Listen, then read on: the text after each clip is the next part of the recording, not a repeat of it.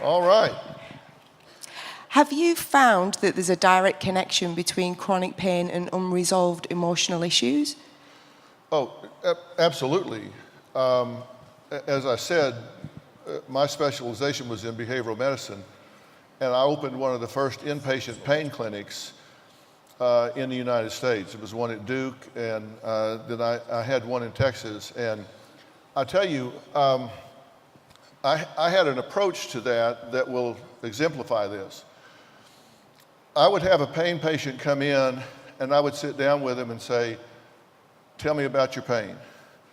And they would tell me about it, and I would write it all down. And if they wanted to talk for a half hour or an hour and a half, I would listen, and I'd say, do you think I understand?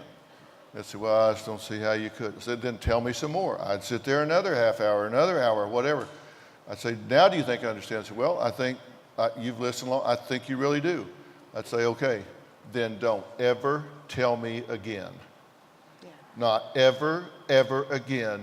As long as I know you, don't you ever tell me this bullshit again. And they were like, well, what do you mean? Because pain can be very depressing, and it can become their identity. Yeah. It can consume them.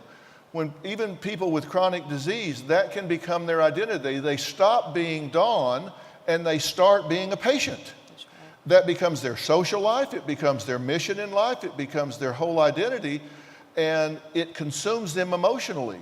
And once that happens, then they stop striving for things, they start regressing emotionally, they start giving themselves excuses, they stop having joy, they stop every other aspect of their life.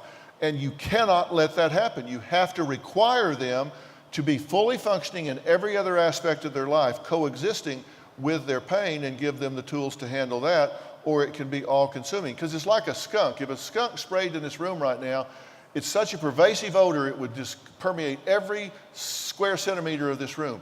Pain is that way. Yeah. And if you don't teach them how to compartmentalize that and live with it, then it just really controls their emotions, and then their emotions influence the pain.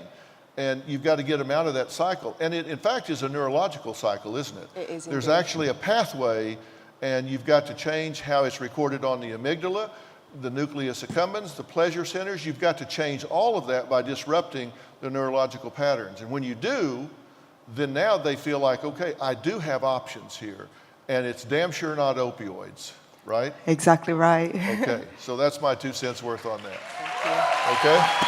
Thanks so much.